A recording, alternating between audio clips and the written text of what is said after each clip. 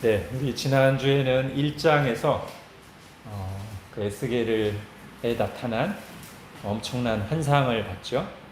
그 환상이 이제 우리가 자세히 봤는데 정리하자면 말하자면 이동 성전 같은 거죠, 그죠?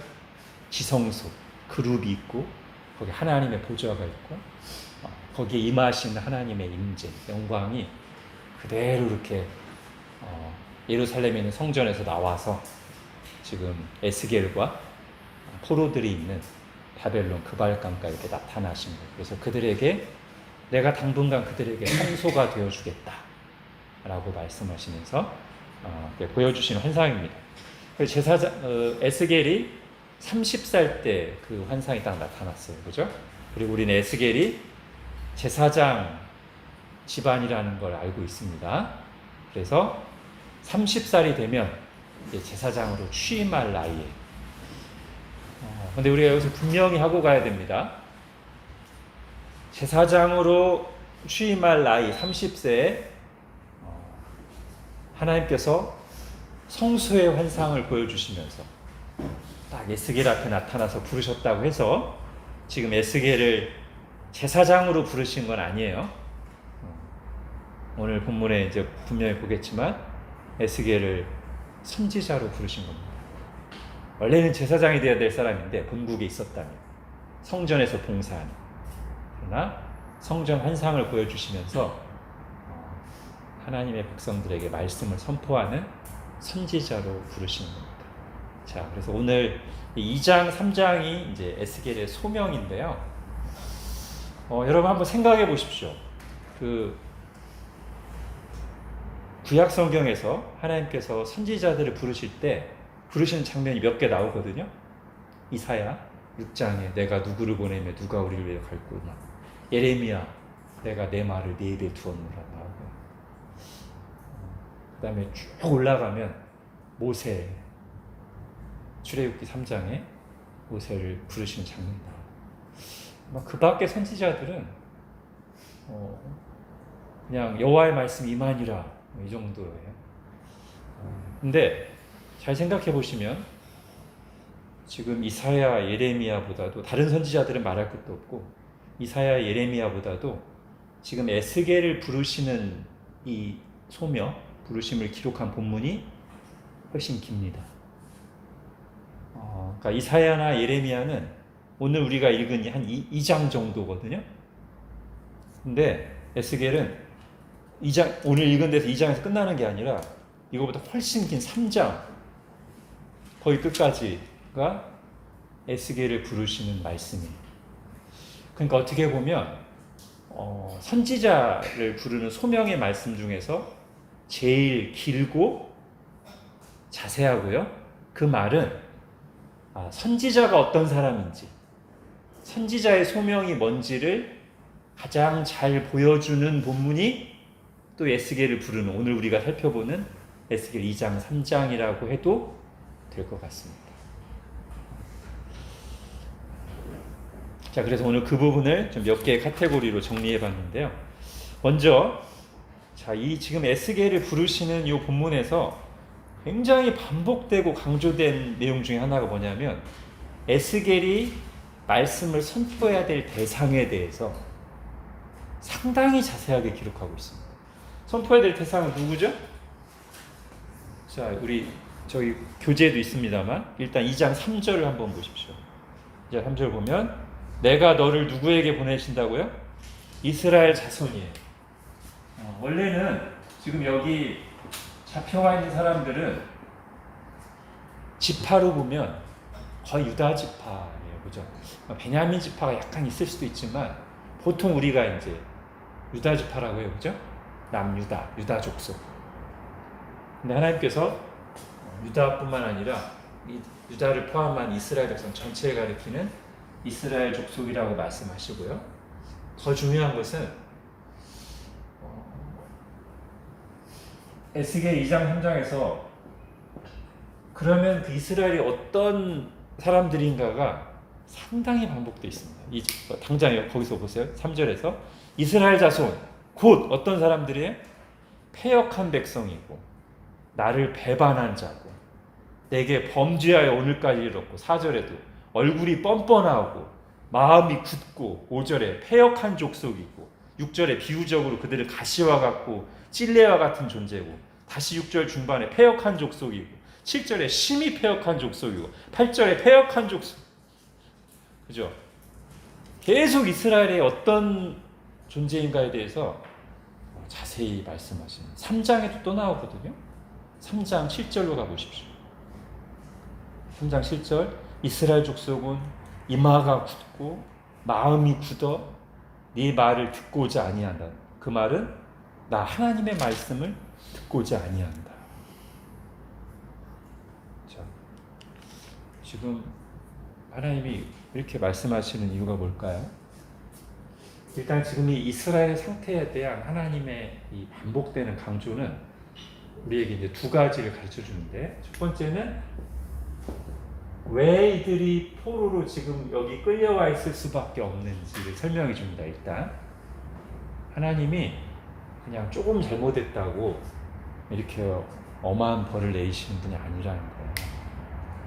하나님이 이 정도로 반복할 만큼 정말 이 당시에 바벨론에서 포로로 끌려오게 됐을 때 이스라엘의 상태는 정말 너무나 패역한 상태.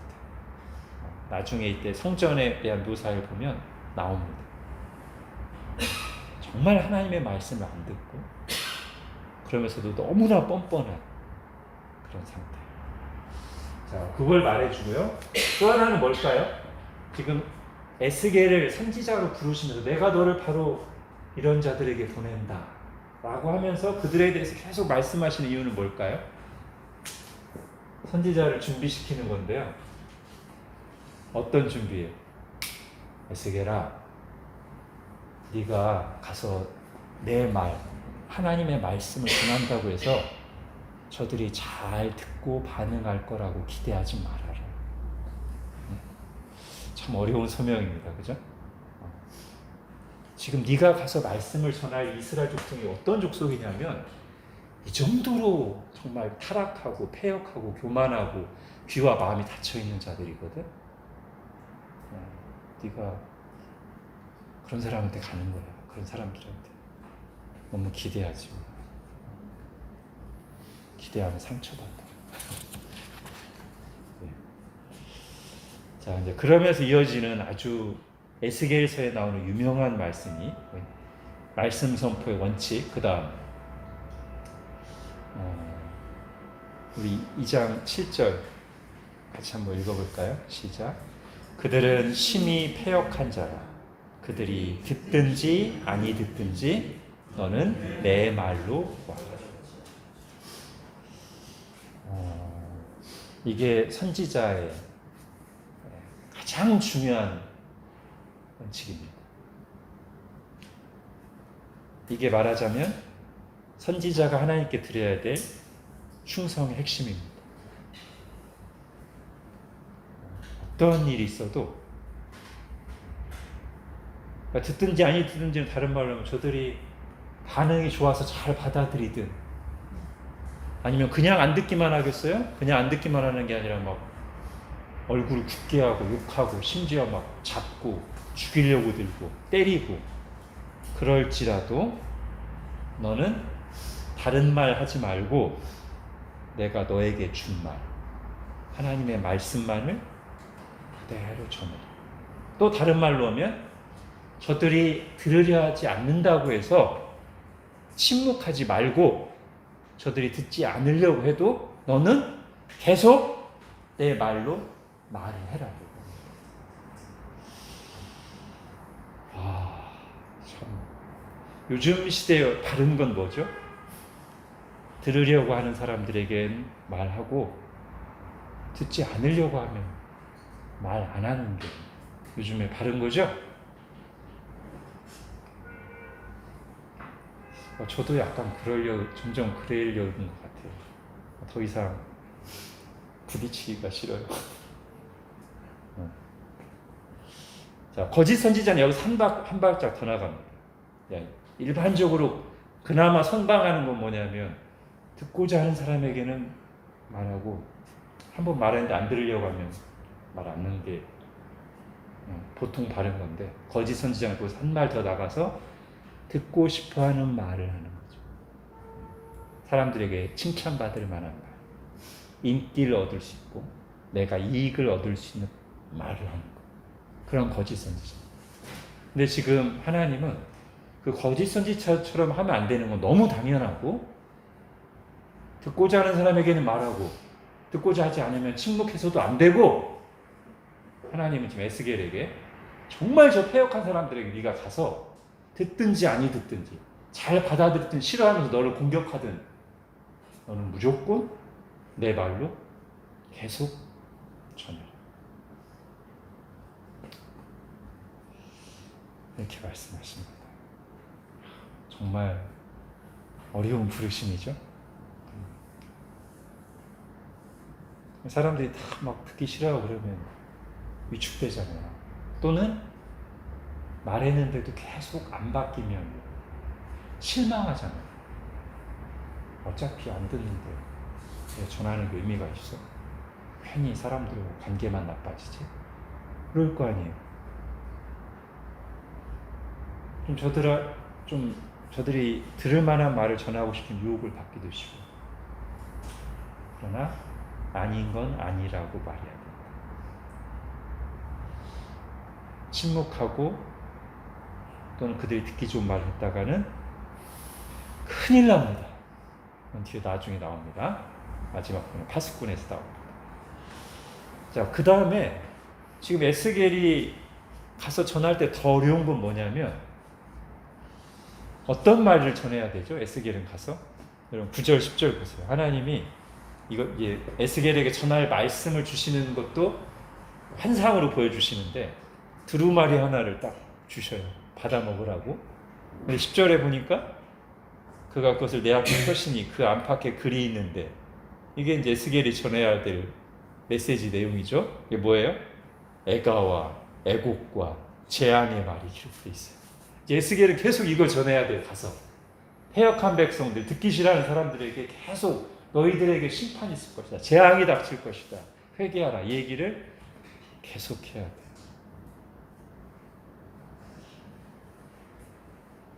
자, 이게 쉽지 않기 때문에 하나님께서는 거듭 말씀하십니다. 듣든지 아니 듣든지 내 말로 고하라. 자, 그런데 3장으로 한번 가보십시오. 그래서 이제 그 두루마리를 받아 먹었어요. 2절에 내가 입을 벌리니 그가 그 두루마리를 내게 먹이시며. 자, 하나님께서는 그거를 창자에 채우라고 하십니다. 선지자는 먼저 하나님 말씀을 소화해서 그 말씀으로 자신을 가득 채워야 돼요. 그죠? 자, 그런데 그 말씀을 먹었더니 맛이 어때요? 예, 그것이 내 입에서 달기가 꿀 같더라. 와, 심판에 대한 말씀인데도 달기가 꿀 같대요. 여러분, 요즘에 어떻게 말씀 맛이 좀 어떠십니까? 꿀처럼 드시고 계신가요? 네? 부담. 네. 자, 이 표현이 이제 성경에 두세 군데 나오는데요. 혹시 기억나시는 곳이 있으실 수 있습니다. 일단 이 달다는 말씀만 들으면 시편에 주의 말씀의 맛이 어찌 그리 단지 내 입에 꿀보다 더하다. 그죠? 이게 사실 우리가 충만할 때 신자의 모습이죠. 그리고 또 다른 말로는 정말로 하나님 말씀이야말로 우리 영혼을 만족시키는 진리고 생명이고 양식이다는 것을 아주 우리에게 감각적으로 와닿는 표현으로 쓴 게 이거예요. 그죠? 하나님 말씀이 꿀과 같다. 정말로 내가 나를 만족시킨다. 자, 그런데 아마 이 부분을 보시면서 또 다른 성경 본문이 생각나시는 분이 있을 수 있어요. 하나님이 두루마리를 주셔서 그 말씀을 먹었는데 입에서 달다? 이거 어디서 비슷하게 나오죠? 예, 계시록에 보면 나와요. 근데 계시록에서는 어디까지 나오냐면 말씀을 받아 먹었어요. 근데 입에는 단데 그 다음에 하나가 더 있어요. 배에서 쓰다. 그죠? 이제 앞으로 계속 보겠지만 지난주 환상에서도 보셨습니다만 요한계시록 에스겔 이미지를 굉장히 많이 갖다 쓰거든요. 이것도 이제 요거랑 이어지는 건데, 그럼 우리가 이제 질문을 하나 하죠. 왜 에스겔은 달다고만 했는데 요한은 쓰다고까지 했지? 사실은요, 에스겔 안에 그 내용이 비슷한 게 나옵니다. 여러분 3장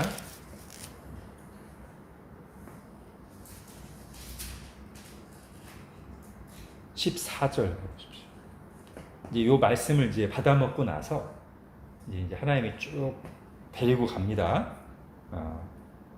환상 속에서 주의 영이 에스겔을 들어올려서 이제 이스라엘 백성 있는 곳으로 데리고 가시는데 14절에 보세요. 주의 영이 나를 들어올려 데리고 가시는데 내가 근심하고 분한 마음으로 가니 여호와의 권능이 힘있게 나를 감동시키시더라. 이 부분이거든요. 이게 이제 우리 한글 성경 번역으로 보면 전혀 그 느낌이 안 오죠.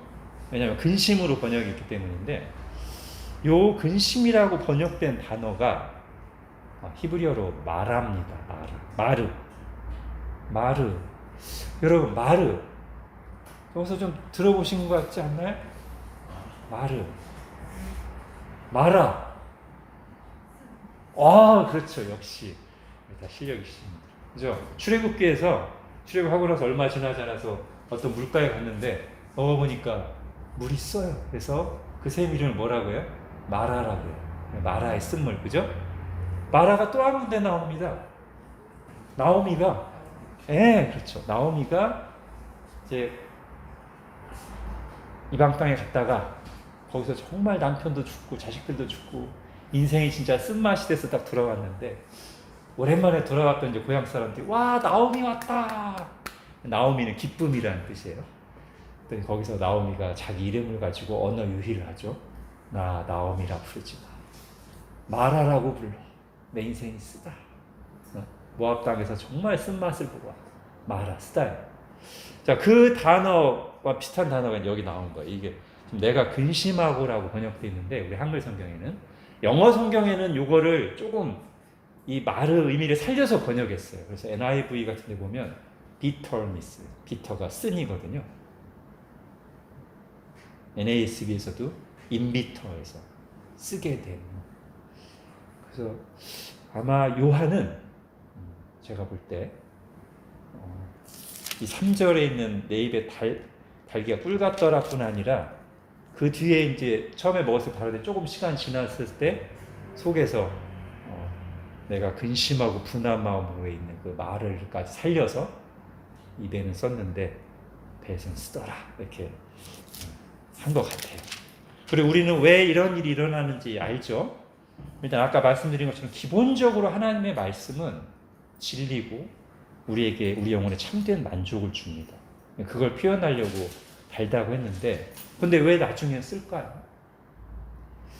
하나님 말씀 자체는 진리고 좋은데, 그게 이제 그 말씀의 진리와 괴리된 현실을 우리가 접하게 되면, 그것이 나 자신의 죄악이든 아니면 선지자가 이 말씀을 선포해야 될 이 하나님의 백성들 또는 세상의 모습을 봤을 때는 너무 괴리돼 있잖아요.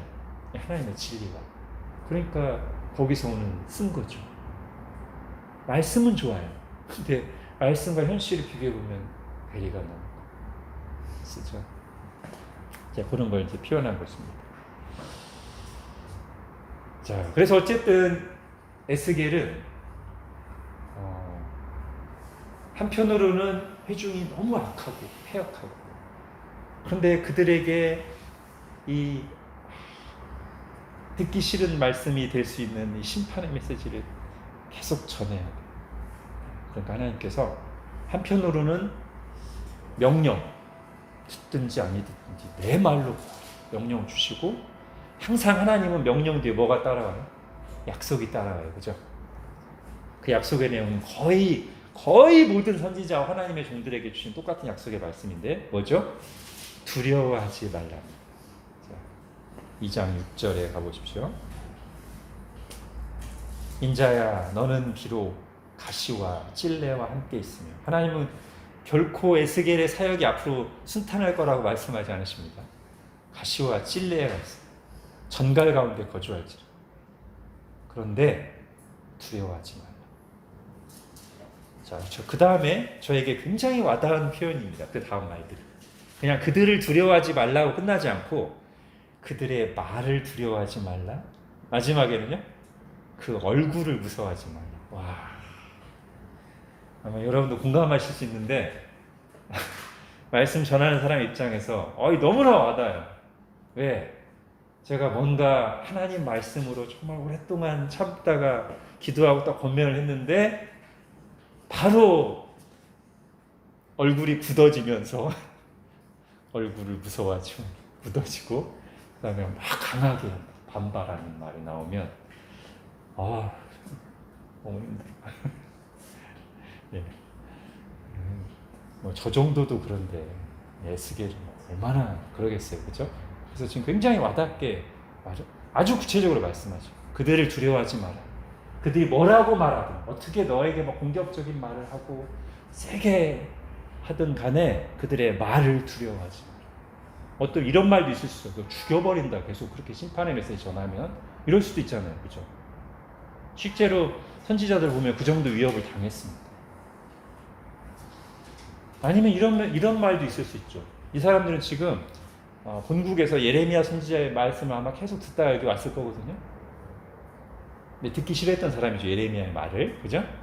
네, 여기 딱 왔는데 에스겔이 또 똑같은 말씀, 심판의 말씀 전해요.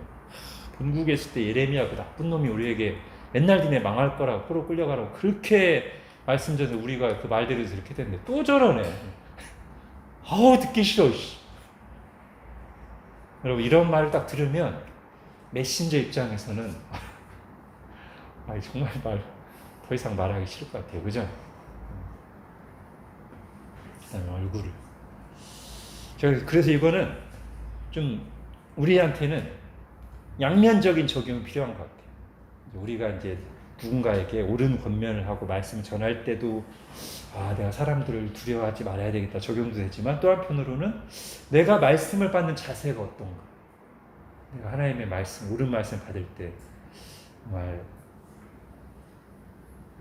내 감정에 맞든 안 맞든 그래도 일단 하나님의 말씀이니까 받아야 되겠다는 자세로 받나, 아니면 얼굴 굳게 하고 이렇게 받는가, 이것도 한번 생각해 볼 수 있겠죠.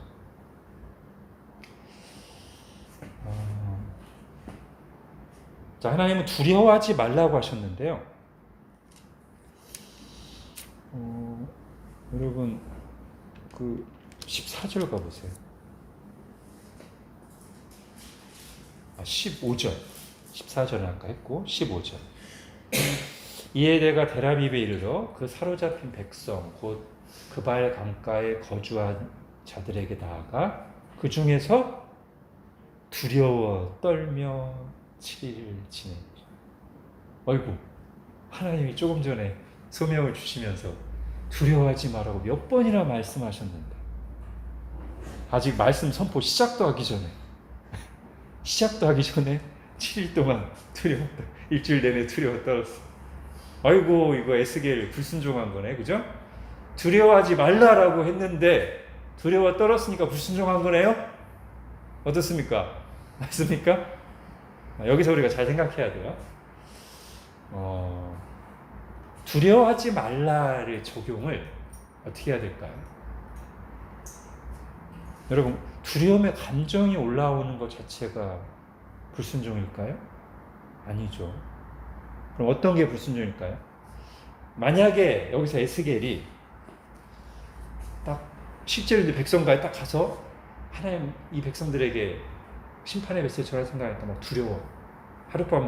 밤에 잠도 못 잤어요. 그 다음날 일어나. 그 다음날 또 두려워. 이틀째 됐을 때 못 해먹겠다 하고 만약에 갔다면 그러면 불순종한 거예요. 그죠? 두려움에 굴복해서 하나님이 말씀하신 자를 떠나거나 해야 될 것을 안 하면 불순종한 건데, 두려움의 감정이 계속 올라오지만 그럼에도 불구하고 여전히 두렵지만 굴복해서 말씀을 거스르지 않고 그래도 하는, 그러면 불순종한 게 아니고 순종하는 거예요. 그죠? 하나님께서 우리에게 두려워하지 말라라고 하실 때 굉장히 좋은 적용 중에 하나는 그 말씀과 함께 실제로 우리 마음에 평안이 임할 때가 있어요. 그죠? 하나님의 말씀에 힘이 있어서 내가 정말 막 두려워하고 막 하는데 어느 날 말씀 쭉 읽다가 두려워하지 마라. 너는 내 것이라 그래요. 막 감동이 몰려오면서 평안이 임하고 두려움이 훨씬 적어질 수 있어요. 그죠? 이런 하나의 적용이 있고요. 또 하나 실천적인 적용은 제가 지금 말씀드린 거예요. 두려워하지 말라는 게 감정은 사실 우리가 어떻게 할 수 없거든요. 근데 그 감정이 올라왔을 때 그럼에도 불구하고 여전히 두렵지만 내가 그래도 순종의 자리에 있다면 그러면 그럼 그 말씀대로 하는 거예요. 누구를 생각하면 좋을까요? 기드온. 우리가 흔히 기드온이 겁이 많은 사람으로 알고 있어요. 그죠? 아마 다른 사람들보다 분명히 그랬던 것 같아요. 근데 기드온이 어떻게 했죠? 계속 두려워하거든요. 근데 또 어떻게 해요? 하나님 처음 주신 명령이 뭐예요? 이 아버지 집에 있는 바알 우상을 찍어내라. 너무 겁나가지고 밤에 몰래 찍어내고요. 찍어낸 다음에는 숨어 있어요. 사실 다른 데서는 안 나오는 내용들이에요. 이걸 보고 이제 우리가 기드온은 겁이 많은 사람이다 하는데 어쨌든 무서워서 몰래 했지만 그리고 한뒤에는 숨어 있었지만 어쨌든 했잖아요. 그 다음에 또 하나님께서 300명과 데리고 싸우려고 하니까 너무 두려워. 하나님 사인을 보여주십시오. 지금까지 이런 사람은 없었습니다. 사인을 보여달라고 하나님 보여줬어요. 땅은 마르고 양털만 젖어 있게. 그랬으면 가야지. 하나님 한 번만 더. 근데 우리 하나님 들어주시잖아요. 그게 뭘 의미하냐면 어쨌든 기도는 지금 엄청 두려운데 순종하려고 하는 거거든요.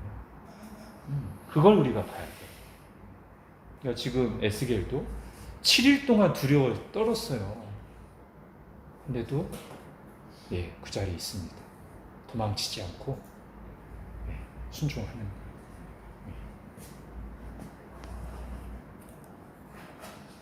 그리고 그럴 때 이제 하나님의 이 역사가 일어납니다. 보통.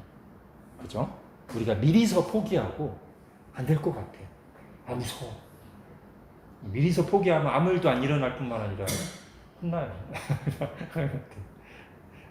근데 힘들고 무서워도 버티고 순종하려고 하면 찔레와 같고 가시 같고 막 정갈이 막 달려들고 하지만 나중에는 결실이 있어요. 처음에 모세도 부름 받을 때 막 굉장히 버텼잖아요. 저 못 간다니까. 근데 어쨌든 순종해서 갔어요. 좀 이따 어려움이 생기죠, 그죠? 바로 자기 민족들로부터 막 욕먹고 니네 왜 와가지고 우리 힘들게 해? 막 이런 말도. 그럼 모세가 어떻게 합니까? 더러워서 못 해먹겠냐고 간 게 아니라 어떻게 해요? 하나님 앞에 막 따지듯이 기도하면서도 안 갑니다. 하나님 왜 이럴 거면 저 보내셨습니까? 도와주세요! 하면서 안 가요. 근데 포기는 안 해요. 하나님 앞에서 힘들어합니다. 따지듯이 기도합니다. 근데 안 가요. 계속 기적을 하나 베풀어도 바로가 안 변해. 2번을 베풀어도 계속 바로가 더 완악하게. 그래도 계속 갑니다. 마지막 10번째 가니까 꺾이잖아요. 그죠? 우리가 이제 그런 적용을 잘 봐야 됩니다. 한 번 순종하면 하나님 그럴 때도 있지만 초신자 때 우리를 격려하시려고. 근데 우리가 신앙에 점점 연륜이 쌓여 그러면 한 번 기도했다고, 한 번 순종했다고 당장 만사 형통되고 그러지 않을 때 많아요. 그러면서 우리가 하나님 마음을 알아가고 더 믿음의 싸움을 싸우고 어떻게 하는 것이 더 하나님 뜻에 맞는가 점점 분별하며 사람들이 찾아가도록 성장하게 하시려고 그렇게 하는 건데 거기서 그냥 한 번 해보고 안 돼 매일 그러면 이제 그 다음 페이지에 있는 하나님의 인도하심을 경험하지 못하고 부정적인 경험만 쌓여 해봤는데 안 되더라. 그죠?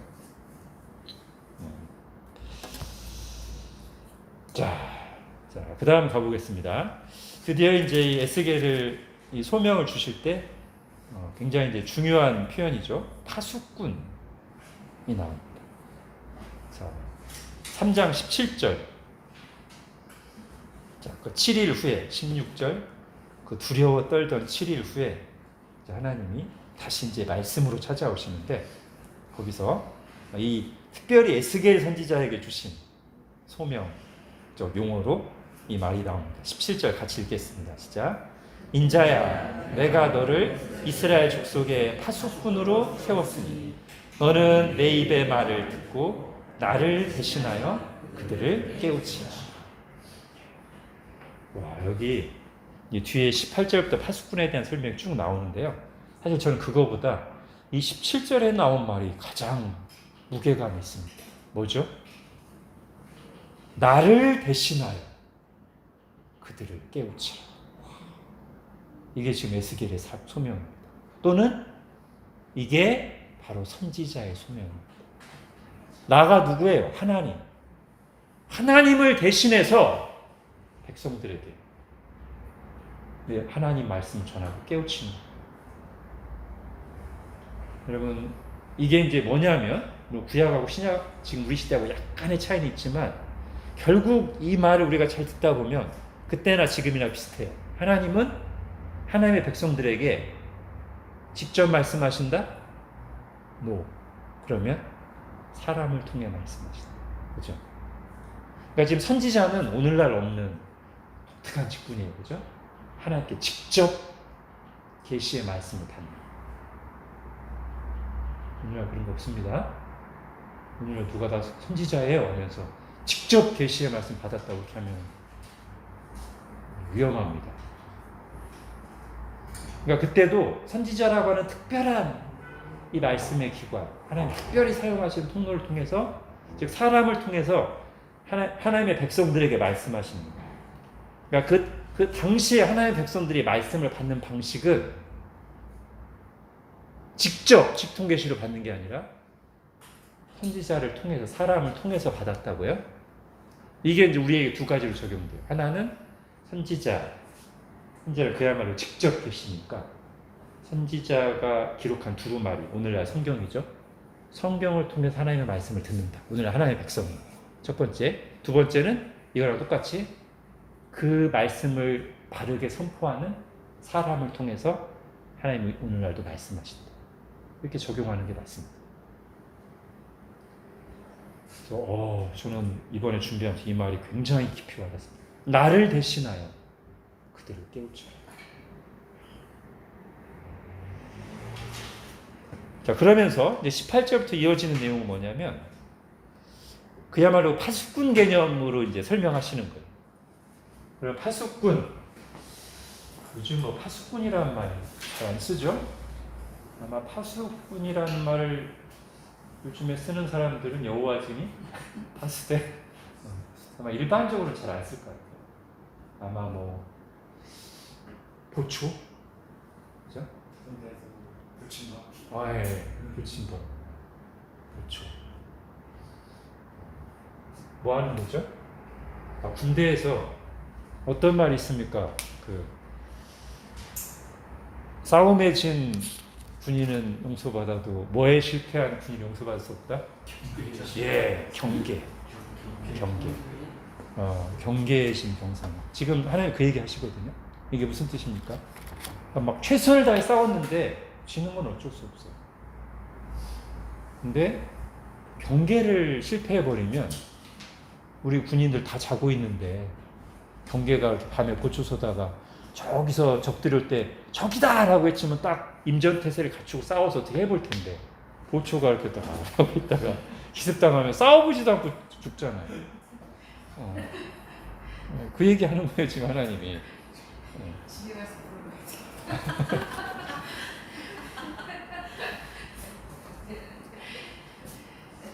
삼국지에서 관우가 전투력이 정말 손꼽는 사람이거든요. 근데 관우가 한순간에 무너집니다.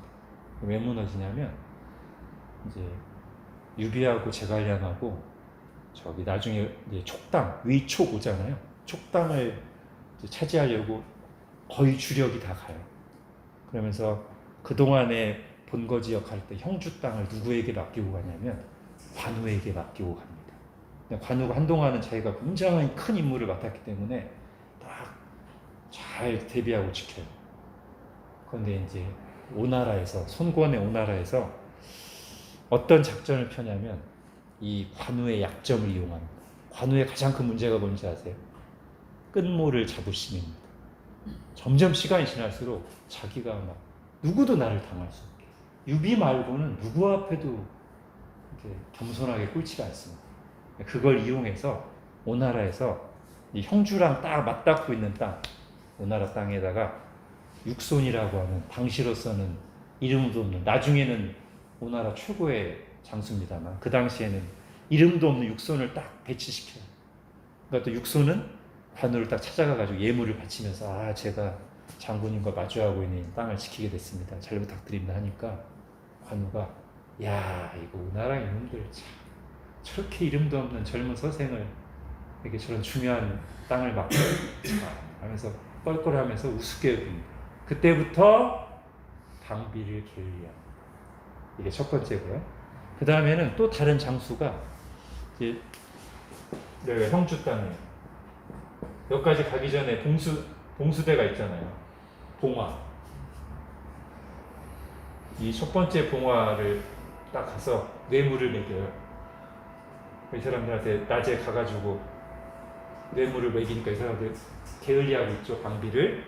밤에 이 사람들이 장사꾼이 아니라 오나라 군사였어요. 보초들을 결박합니다. 그리고는 대군을 불러요. 첫 번째 봉화대에서 연기가 안 오르니까 그 다음부터는 뭐 이 사람들은 봉화 올리는 것만 보고 있잖아요. 거기서 봉화 올리면 우리도 봉화 올릴 준비하고 여기서 딱 쳐버리니까 계속 봉화가 안 오르고 그냥 무혈 입성을 하죠. 관우도 원래도 방비를 게을리하고 있다가 봉수대도 안 올리니까 그냥 순간적으로 관우가 패망합니다. 자, 제가 왜 오랜만에 삼국지까지 했냐면 경계를 게을리한 군인은 용서받을 수 없다. 자, 근데 제가 이제 다시 생각해 보니까 오늘날에는 요거보다 뭐가 이제 가장 잘 현대적으로 맞냐면 재난경보 시스템. 재난경보 시스템. 자, 여기 막 쓰나미가 오고 있어요. 여기 이제 재난경보 시스템. 여기는 사람들이 있어요. 그러면 멀리서 이게 딱 관측됐을 때 여기서 사이렌이 울려야, 그죠? 사이렌이 울려 이 사람들이 대비를 하고 피하잖아요. 그러면 큰 파도가 와도 해일이 와도 무사할 수 있는데 여기서 막 해일이 막 오고 있는데 이 재난경보 시스템이 넉통이 됐어요. 여기 있는 사람들은요 갑자기 밥 먹고 있다가 해일 와가지고 가졌어요. 지금 말하자면 에스겔이 네가 파수꾼이다. 네가 재난경보 시스템이다. 지금 하나님의 심판이 다가오고, 물론 지금 이스라엘 백성이 이미 징계를 받아서 포로된 땅에 끌려왔지만 제가 지난 첫 주 서론할 때 말씀드렸죠. 지금 2차 포로 끌려왔고요. 아직 완전히 예루살렘이 파괴되고 성전이 파괴되는 거는 10년쯤 남았어요. 그러니까 지금 하나님은 그 최종 심판을 하기 전에 포로로 끌려가는 백성들이 회개하고 정신 차리기를 원하는 거예요. 에스겔이 그 역할을 하라는 거예요. 지금 10년 뒤에 지금 포로로 끌려가는 것과 비교도 안 돼. 정말 최후의 심판이 다가옵니다. 엄청난 심판입니다. 에스겔 네가 파수꾼으로서 그걸 보고서 이 백성들에게 말해야지. 만약에 네가 말했는데도, 이제 18절부터 내용이 이거예요. 네가 재난경보 시스템 울렸는데도 이 사람들이 그 말을 안 믿고 에이 무슨 해일이 오겠어? 하고 있다가 물에 빠져 죽으면 그 사람들 빠져 죽는 거고 너는 경보를 발령했으니까 너한테는 책임을 묻지 않겠다. 그런데 만약에 네가 해일이 오는 것을 보고도 재난경보 시스템 울리지 않아서 이 사람들이 죽으면 그땐 내가 이 사람들의 피해에 대한 책임을 너한테 묻겠다. 이게 파수꾼의 역할. 18절부터 나오는 게 그 내용입니다. 그럼 여러분 지금 에스겔을 세우신 하나님의 마음은 뭘까요? 일단 한번 때리셨어요. 이스라엘 백성들이 너무 패역하니까 매를 대셔서 포로지를 끌고 왔어요. 근데 우리 처음 지난주에도 봤듯이 하나님이 이들의 성소가 되어주시기 위해서 친히 바벨론 땅에 임재하셨잖아요. 그리고 에스겔도 세우셨어요. 왜? 지금이라도 하나님 말씀 듣고 회개하기를 원하시는 거죠. 그죠? 여러분 이거 우리에게 적용한다면 어떻게 되겠어요? 우리는 뭐 이런 에스겔과 같은 한 민족을 구하는 재난경보 시스템 역할은 아니에요. 그렇지만 저는 이거는 우리에게 충분히 적용될 수 있다고 봅니다. 뭐냐면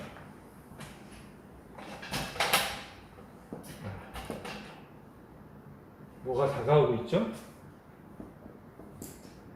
최후 심판이 다가오잖아요. 또는 개인적으로 죽으면 한 번 죽는 것은 사람에게 정하신 것이고 그 후에 심판이 있으리. 이걸 우리가 다 알고 있잖아요. 이게 오고 있다는 거. 근데 우리가 뭐 민족적인 건 아니지만 적어도 누구에게는 재난경보 시스템 역할을 해야 될까요?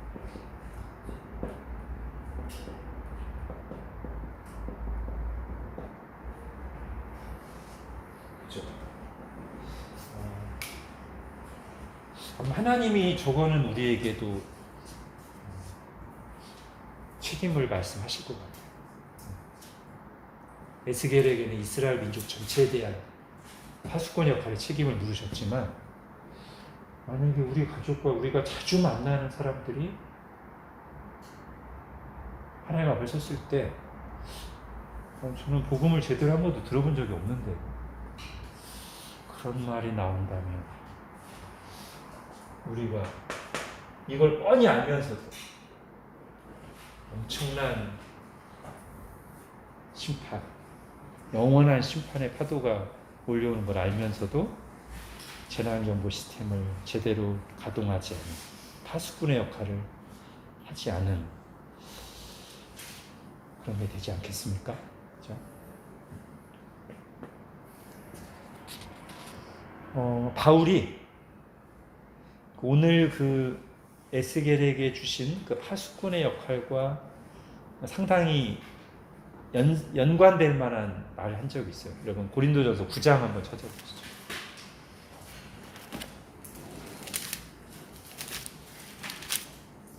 바울도 마치 자신을 파수꾼처럼 인식한 듯한 말씀. 고린도전서 9장 16절 같이 읽겠습니다. 시작. 내가 복음을 전할지라도 자랑할 것이 없음은 내가 부득불 할 일임이라. 만일 복음을 전하지 아니하면 내게 화가 있을 것이다. 그러니까 지금 바울은 사도로서, 그죠? 선지자랑 비슷한 사명감을 가지고 있는 거예요. 사도로서 나는 복음을 전해도 되고 안 전해도 되는 사람이 아니다. 난 사도다.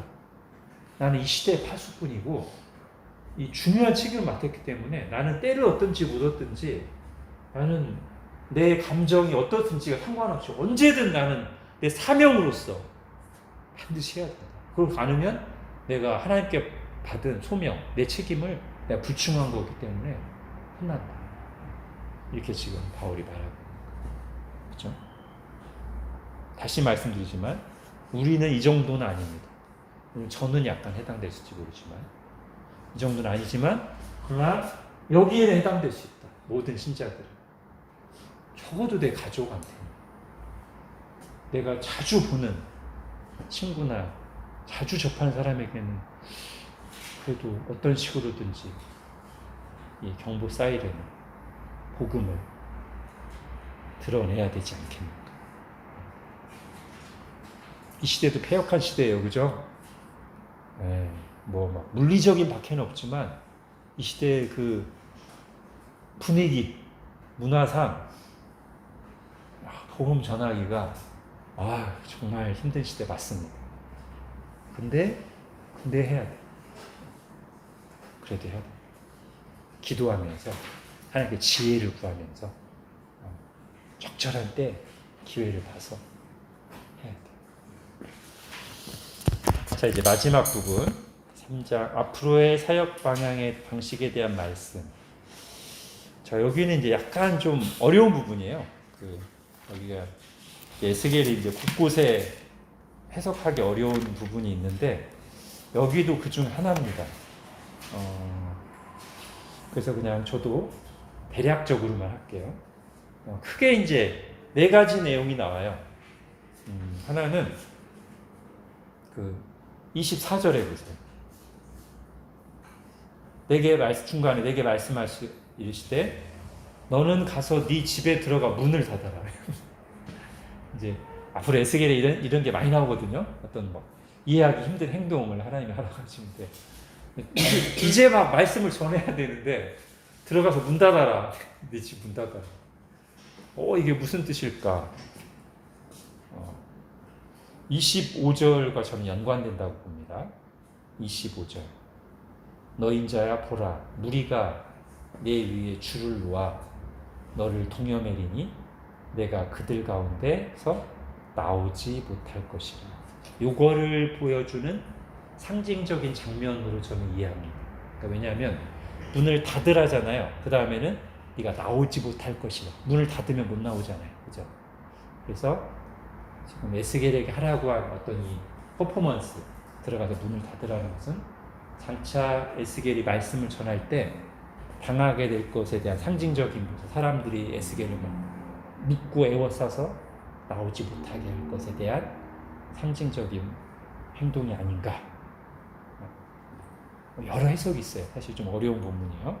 자, 그 다음에 26, 27절에 보면 이제 하나님이 26절에 내가 네 혀를 네 입천장에 붙게 하여 네가 말 못하는 자가 되어. 왜 하나님 5분이나 말씀 전하라는 사명을 주셨는데 시작하려고 하자마자 네 혀를 입천장에 붙게 해서 말 못하게 하겠다. 벙어리 되게 하겠다. 왜 그러시나?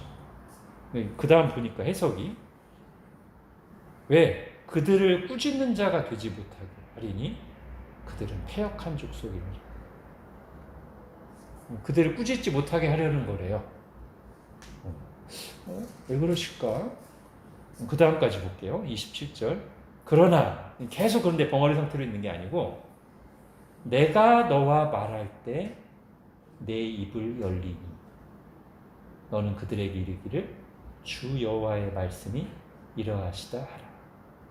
그리고 앞에 나왔던 듣든지 아니 듣는지와 비슷한 말이 나옵니다. 들을 자는 들을 것이요 듣지 싫은 자는 듣지 아니하리니 그들은 반역한 족속입니다. 예, 그래서 약간 어렵지만 난해하지만 여기는 해석이 약간 이런 식으로 어느 정도는 비슷한 것 같아요. 뭐냐면 이제 그런 어려움을 당하고 막 패역한 모습을 볼 때 에스겔이 그냥 자기 감정으로 그들에게 막 쏟아내는 게 아니라 아까 뭐라고 했죠? 앞에서 하나님이 듣든지 아니 듣든지 너는 내 말로 구하라고 했잖아요. 하나님. 그러니까 에스겔은 앞으로 사람들이 듣기 좋은 말을 하지 않을 뿐만 아니라 자기 감정으로도 말하는 게 아니고 온전히 그냥 하나님의 말씀만 전해야 돼요. 근데 에스겔이 이 패역한 사람들의 모습을 보세요. 자기 감정으로 막 꾸짖고 그럴 수 있는데 그것도 하지 말라는 거예요. 오직 내가 너와 말할 때 그때 네 입이 열릴 건데 그때 네가 나에게 들은 말, 그 말을 해라. 사람들이 듣든지 아니 듣든지. 그러면 이게 한편으로는 막 사람들이 막 얼거매고 막 입도 막 벙어리 됐다. 그러면 제한받는 것 같잖아요, 사역이. 그죠? 근데 그 다음까지 보면 하나님의 말씀이 임할 때는 입이 열려서 말하게 된다면 어떤 면에서 보면 제한받는 것 같지만 다르게 보면 더 바르게 사역할 수 있고 사람들이 볼 때도 어떤 더 인상적인 효과가 있을 것 같아요. 계속 말하고 싶어도 못하고 있다가 하나님의 말씀 딱 임했을 때만 지금 하나님의 말씀 이렇게 말씀하신다고 딱 얘기하고 또 입 딱 닫고 그러면 에스겔도 정말 앞에서 하나님이 명령하신 듣든지 아니 듣든지 내 말로 구하라. 하나님 말씀만 구하게 될 것이고 백성들이 볼 때도 저 막 계속 말 안 하고 있다가 하나님 말씀 임했을 때만 딱 저건 진짜 하나님 말씀이야 라고 생각하는 효과가 있을 것이다. 앞으로 에스겔은 계속해서 이 패역한 백성들, 그냥 말해서는 도저히 관심도 안 갖고 듣지 않을 이 백성들에게 다양한 퍼포먼스와 굉장히 이상한 상징들, 사람들이 볼 때 저거 뭐 하는 거지? 라고 관심을 끌고 생각하게끔 하는 여러 가지 퍼포먼스와 상징들을 사용해서 이제 임박한 이 다가오고 있는 쓰나미에 대한 경보 시스템을 울리게 될 것입니다. 자, 엔딩 묵상 2번 이거 아까 다 말한 건데 다시 한번 그래도 읽겠습니다. 적어도 내가 사랑하는 사람들, 내가 자주 얼굴을 볼 수 있는 사람들에게는 내가 파수꾼, 재난경보 시스템의 역할을 하는 게 하나님의 뜻이 아닐까요? 네.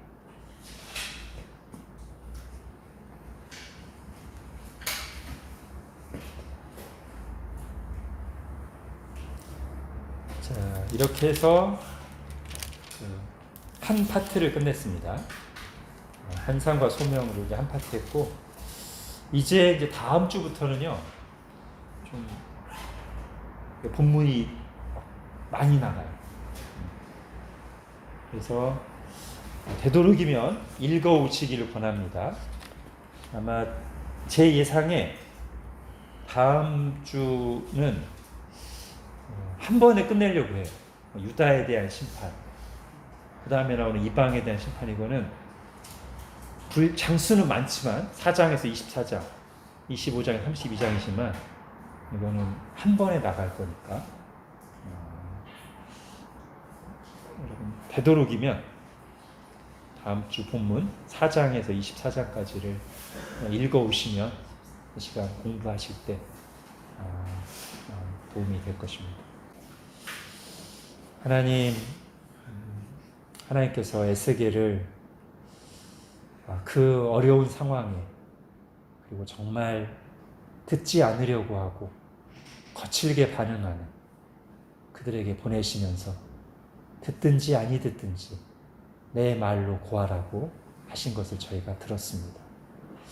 하나님, 저희는 한편으로는 사람들에게 우리 자신이 파수꾼이요 재난경보 시스템이 되어 우리의 사랑하는 가족들, 주변 사람들에게 정말 기회를 봐서 기도하면서 어떻게 하든지 복음을, 천국과 지옥의 이 메시지를 전해야 할 것이고, 또 한편으로 우리가 듣는 자로서는 하나님의 어떤 말씀이든지 내게 편하고 듣기 좋은 위로가 되고 축복이 되는 말씀뿐 아니라 경고의 말씀, 자기를 부인하라는 말씀, 헌신하라는 말씀, 그 어떤 말씀을 들을 때도 우리가 얼굴을 굳게 하고 귀를 막고 반발심으로 듣는 것이 아니라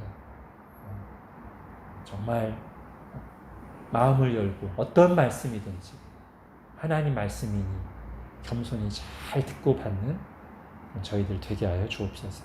하나님 계속해서 에스겔서 말씀을 통해서 하나님의 마음을 듣게 하시고 하나님의 뜻을 깨닫게 하시고 지금 우리에게 잘 적용할 수 있도록 은혜를 베풀어 주시고, 또 묵시를 보는 우리의 영적 안목이, 성경을 보는 우리의 안목이 한층 더 열리는 그런 시간이 되게 하여 주옵소서. 예수님의 이름으로 기도합니다.